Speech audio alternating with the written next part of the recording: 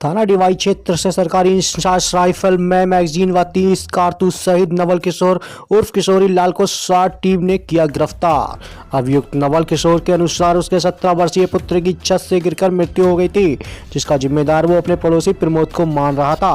प्रमोद की हत्या करने के उद्देश्य नवल किशोर ने आरक्षी अनुज कुमार की राइफल को उस समय चुरा लिया जब आरक्षी व अभियुक्त नवल किशोर एक साथ बैठकर शराब पी रहे थे। शराब कम पड़ जाने के कारण आरक्षी और शराब लेने के लिए चला गया था। मौके का फायदा उठाते हुए नवल किशोर ने आरक्षी की राइफल चुरा ली थी। उक्त प्रकरण में तस्मस आरक्षी अनुज कुमार को ड्यूटी पर लापरवाही बरतने व नशे की पुष्टि होने पर तत्काल प्रभाव से वरिष्ठ पुलिस अधीक्षक श्री संतोष कुमार सिंह ने निलंबित कर दिया था तथा आरक्षी अनुज कुमार को 18/2/21 को गिरफ्तार कर जेल भेज दिया था। प्रभारी शाट श्री सुधीर कुमार त्यागी में टीम द्वारा अभियुक्त नवल किशोर को सोनीपत हरियाणा देवीलाल नेवर चौक से सफलतापूर्वक गिरफ्तार कर लिया गया।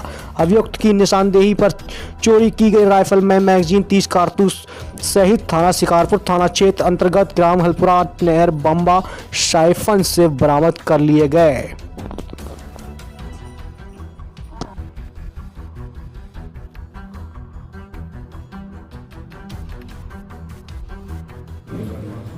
पुलिस की चोरी हुई सर, इंसास राइफल बरामद हुई है। पीछे क्या कहानी है, कितने लोग गिरफ्तार हुए हैं, क्या और बरामद हुआ है? 3 फरवरी को पुलिस लाइन के कांस्टेबल अनुज, जिनकी ड्यूटी सुरक्षा गार्ड में थी कसेर CSC पर, जहां पर वैक्सीन रखी गई थी, उनकी सुरक्षा में एक गार्ड लगी थी। उस गार्ड में इस आरक्षी की ड्यूटी थी और ये बुलंदशहर पुलिस लाइन से अपने असलहे के साथ गया। रास्ते में इसे नवल किशोर उर्फ किशोरी लाल जो अभियुक्त है उसका पुराना परिचित था, जानता नहीं था, पहचानता था केवल ये शराबी किस्म का व्यक्ति है नवल किशोर। और ज़्यादातर पुलिस लाइन के पीछे लेबर चौराहे पे ये मजदूरी के लिए आता था, तो पिछले 1-1.5 साल से दोनों के बीच में आमने सामना देखा देखी होती रहती थी।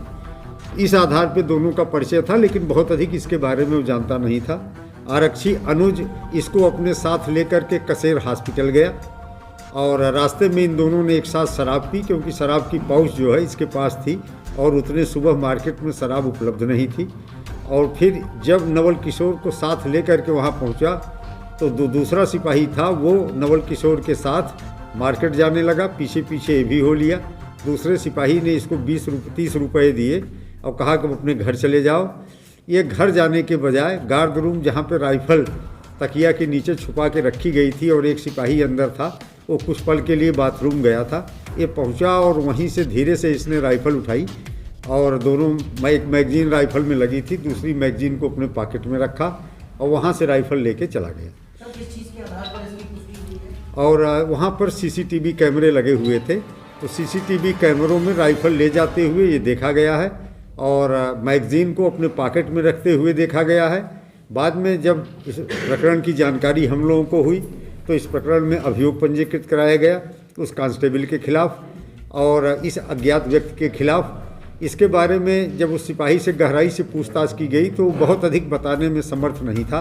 पहले उसने इसे अपने मामा का लड़का गार्ड के लोगों को बताया था, लेकिन जब पूछताछ में जो जानकारी आई उसमें केवल इतना पता चला कि वो केवल पहचानता है। CCTV से प्राप्त फुटेज के आधार पर बहुत अधिक प्रयास करने पर इस अपराधी की पहचान एस्टेब्लिश हो पाई कि ये नवल किशोर है और शिकारपुर थाना क्षेत्र का रहने वाला है, जहां किराए के कमरे में रहता है। मूल निवासी सलेमपुर थाना क्षेत्र का है। फिर हमारी सारी टीमें इसकी तलाश में लग गई। इसके सारे रिश्तेदार, परिवारीजन भी इसके तलाश में हमारा सहयोग करते रहे और काफ़ी प्रयास के बाद रात में इसने अपने एक रिश्तेदार को फ़ोन किया। उसमें इसकी लोकेशन पानीपत में आई। उस लोकेशन के आधार पर हमारी टीम देर रात पानीपत पहुँची और सड़क के नीचे एक दुकान के सामने बाहर लेटा हुआ था, वहाँ पे इसको जो है उठाया गया और फिर इसकी निशानदेही पर वो चोरी गई राइफल और 30 कारतूस मैगजीन बरामद कर लिए गए। देखिए, मुझे जो प्रतीत होता है कि ये अपराधी किस्म का नहीं है, ये शराबी है, मजदूर टाइप का है, दिमाग से थोड़ा कमज़ोर है। इसके बेटे की मृत्यु कुछ महीने पहले हो गई थी छत से गिरने के कारण। इसके दिमाग में एक बात बैठ गई थी कि जो इसके घर के सामने आदमी रहता है उसकी वजह से ये मेरा लड़का छत से गिरा है। तो इसका ये कहना है कि मेरे दिमाग में था कि इस राइफल से उसको मारूंगा, लेकिन राइफल चला पाना इसके लिए संभव नहीं था और सुराने के बाद ये डर गया। डरने के बाद इसे एक कुएं में शिकारपुर के पास अंदर डाल दिया था। कारतूस जो है निकाल करके एक पॉलीथीन में लपेट करके एक नाले में छुपा दिया था। तो इस तरह से इसके कब्जे से रिकवरी कर ली गई।